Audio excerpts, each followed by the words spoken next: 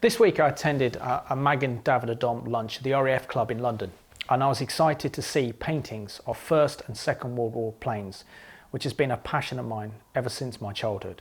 As a child in the 1980s, I collected and built model Airfix models, and my favourite plane was the Spitfire, which has become symbolic with Britain's fighting spirit and represents freedom and defiance. Nowhere was this more highlighted than during the Battle of Britain in the summer of 1940, when the Spitfire came into its own and defeated the might of the German Air Force.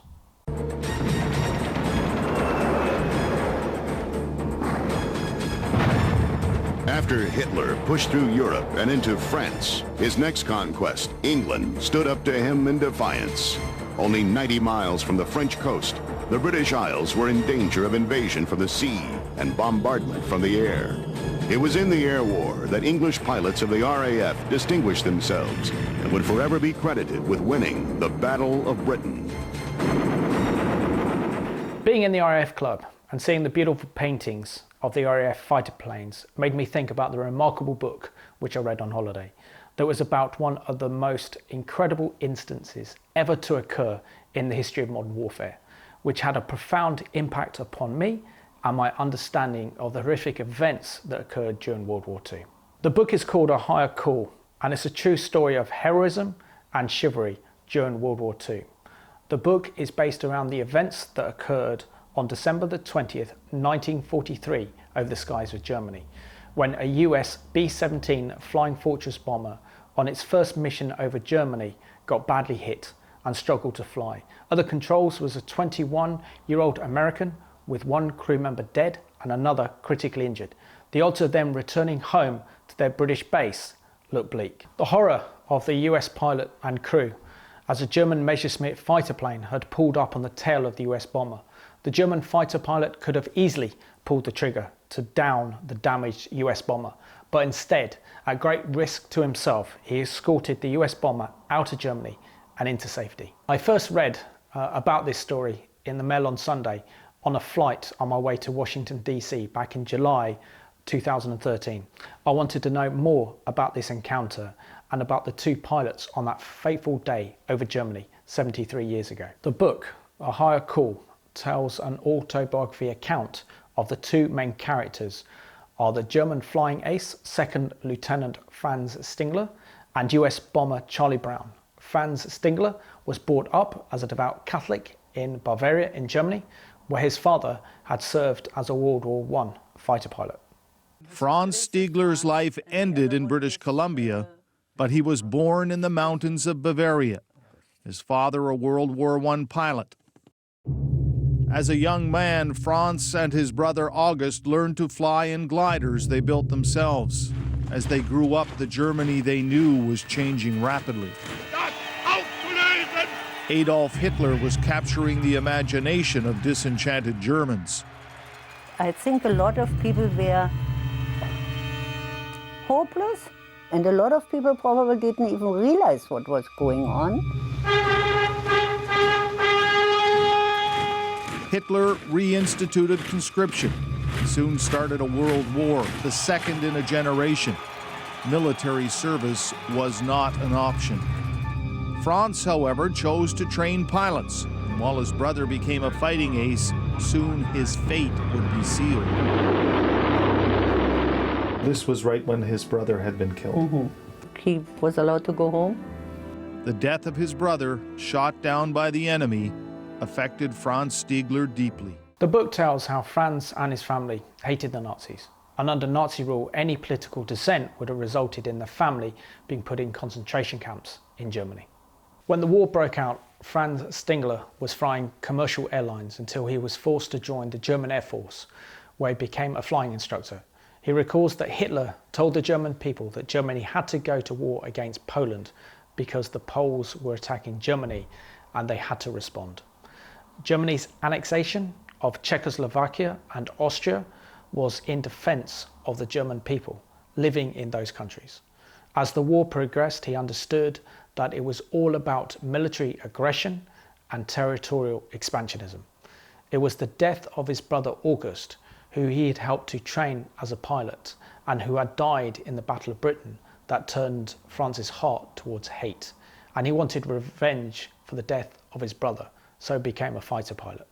Franz served with distinction in the North African campaign, but with the entry of the Americans into the war, the battle started to turn against Germany. Franz recalls being visited by the Gestapo to be questioned about his loyalty to the Nazis, as the German Air Force as a whole were not members of the Nazi Party and had complete distrust and hatred for Hermann Göring, the Commander-in-Chief of the German Air Force. And many fighter pilots thought that he was the real enemy and not the Allies. Start auf einem Feldflugplatz in Afrika. The newly minted fighter pilot found himself in Africa under the watchful eye of squadron leader Gustav Rodel. Rodel had a strict code of conduct, especially when it came to the enemy. He told Stiegler, "If I ever catch you shooting at a man in a parachute, a downed fighter, I will shoot you down myself." Mako says Rodel added something else. Franz, it's not for your enemy that you do this. You do this for yourself, for your soul, so that one day, if God willing you survive this war, you can live with yourself. Charlie Brown, the US bomber pilot, was born into a farming family in Western Virginia in the United States, where he served in the National Guard and later transferred to the US Air Force, where he became a bomber pilot. Charlie and his aircrew were deployed to Kimbolton in England, where their first mission was to fly to Bremen in Germany with a 379th Bomb Group to bomb German war factories. A skilled fighter after Africa, Stiegler served in Sicily and Europe, and while shot down several times, he always survived and was on the verge of achieving the coveted Knight's Cross. Shooting down one more enemy bomber would do it. On the other side of the English Channel, the enemy was putting more bombers in the air every day. A young second lieutenant from West Virginia named Charlie Brown was getting ready to fly his first mission. As a rookie, he and his young crew, most barely 20, would occupy the most dangerous spot in the B-17 formation. On December 20th, 1943, almost as soon as they hit German territory, they were in trouble. It was a terrible first mission. They were hit before they even got to drop their bombs. So they lost one engine, the nose got blown off. They drop their bombs, they fall out of formation. Another engine falls off. Next thing you know, the German fighters swarm this plane. It was 15-1. B-17 out of control at 3 o'clock. As luck would have it, Charlie Brown lost control and his plane fell through the sky, losing their fighters but just barely avoiding a crash. But that's when Franz Stiegler got them in his sights. Every foot of the bomber had a hole. He looks down the tail, and there he sees the tail gunner. He sees the gunner is slumped over them. His head is practically missing, and the blood is actually streaming down the barrels of the guns. In that moment, depicted here by artist John D. Shaw, Franz Stiegler, seeing the big bomber is crippled, commits an act some would call treason, punishable by death. After looking his enemies in the eyes, he decides to save them. And he says, this bomber with these 9 or 10 men aboard is the same thing as a man in a parachute. And he remembered that lesson from the desert. But when he saw the wounded men on that bomber, saw their eyes, suddenly he saw his brother's eyes. He saw his brother's face. He saw his brother's last moment. And he realized that he was about to kill men just like someone had killed his brother in a way. And he couldn't do it. And he couldn't do it. Instead, Stiegler escorts them right across German lines, staying just off the big bomber's wing so anti-aircraft guns wouldn't fire, then leaving them with a salute to limp back to England. Upon landing, Charlie Brown tells his incredible story, but not for long. And the intelligence officer said, wow, this is incredible. I'm going to run this up the flagpole. And sure enough, the same intelligence officer comes back an hour later with a different look on his face. He's not happy. He says, Charlie, you can't tell anyone what happened. The brass is putting a lid on this thing. No medals, no recognition. Exactly. They didn't want word of this to get out. Brown would survive 26 more missions, finally getting to celebrate the end without ever speaking another word about the German fighter pilot who saved his crew. Franz, too, would survive the war, only to emigrate to Canada looking for work. In the book, Adam Marcos describes how Charlie Brown was a devout Methodist, and he would pray before every flight and would have his Bible in his flying jacket on every mission. I believe that God deserves the credit for this miracle because Charlie called God his third pilot, and he was only interested in getting his crew back to England safely. Franz himself felt that he could not kill the bomber crew and shoot down the B-17 Flying Fortress because they were helpless, and he did not want that on his conscience for the rest of his life. He also knew that if he got caught, it would mean death by shooting squad. For the sake of righteousness, he spared his enemy. Decades passed until one day Franz picked up a German military newsletter only to find a B-17 pilot named Charlie Brown was trying to find him. They exchanged letters, and on June 21, 1990, in Seattle, Washington, 57 years after that fateful day, the two former combatants met. This footage was shot by a friend. I was so happy as we met that I clapped him and hugged him.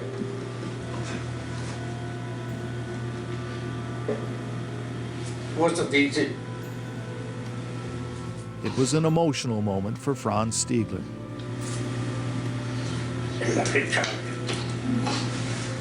The two became best friends, traveling the country, speaking at different functions.